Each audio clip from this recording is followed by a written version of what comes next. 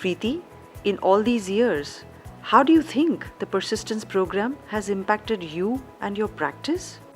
Persistence is very close to my heart.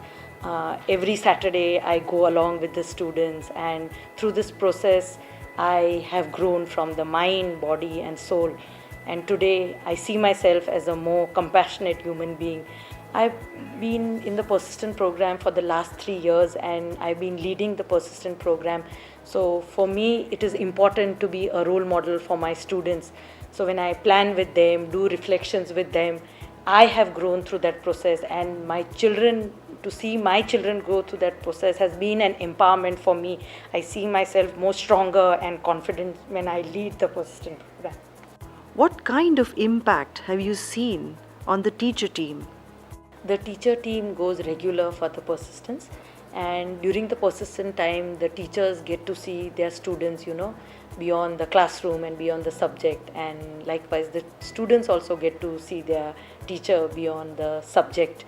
And somewhere the teachers have now started sensing that inner satisfaction, spending that time at the initiatives have helped them to be more empathetic towards any other situations that they would have come through.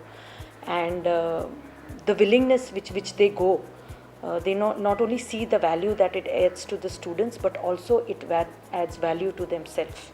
As a teacher team, we also sit and do our reflection to see how we have grown through the process. What impact has this program brought about in your students over the years? The impact that the persistent program has on students is immense.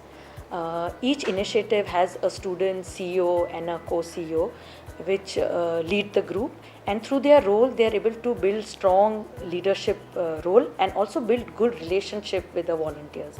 Secondly, it develops a lot of patience within you when you work with the user. Third is that you work from moral authority, means you are doing, and that's why you are asking others to do. The other thing is you don't sympathize with the user, you work from empathy. And the one important skill is on-spot improvisation. There are times when we go to the initiative and we sense, that the user is not in the mood, or you need to change something. So the student, with whatever is available, can you change the entire plan and come up with something that will bring smiles to the user. And the last and most important is that you work with accountability, means you don't give excuses and you stay true to your role.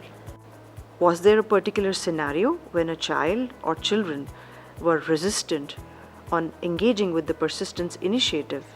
How did you manage this situation? There are times where some students are resistant about the persistent program. It could be because they are academically driven, and they are caught up in other things and all, and they don't believe in that idea that much. And for them it could be like I have to go because it's like a tick mark, and I go, and they don't see the real value in the persistence. So we would have one-to-one interaction with them, get them to understand that it is important to be part of persistence.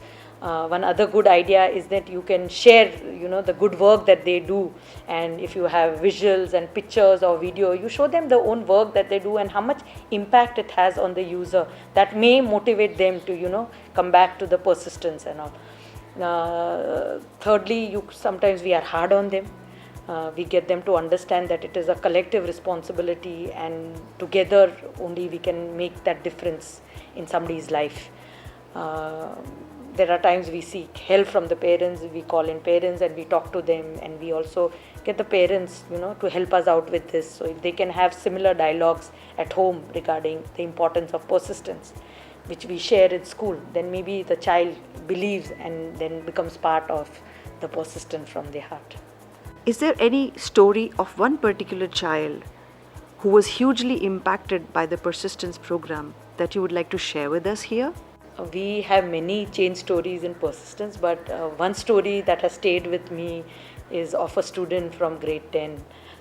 She's part of the old age home, and usually she's a quiet personality. She doesn't get in conflict with everybody, and she sometimes is nervous about things. And she joined this old age home. Of course, she started her interactions being nervous whether the grandparents will open up, whether she'll be able to build a bond and all. but just the continuous effort that she puts there. There is a visible change that we can see. She's there all the time, regular with sessions. When she spends that time with the grandparents, she becomes very close with them. They are so open to share their stories, the healing nuskas that they share with her, and they feel that she's their own granddaughter. I think that's what she leaves in that place. We see her more confident now. Whenever she shares her story, there are shout outs for her. She's the CEO and she leads the group and she inspires the group too.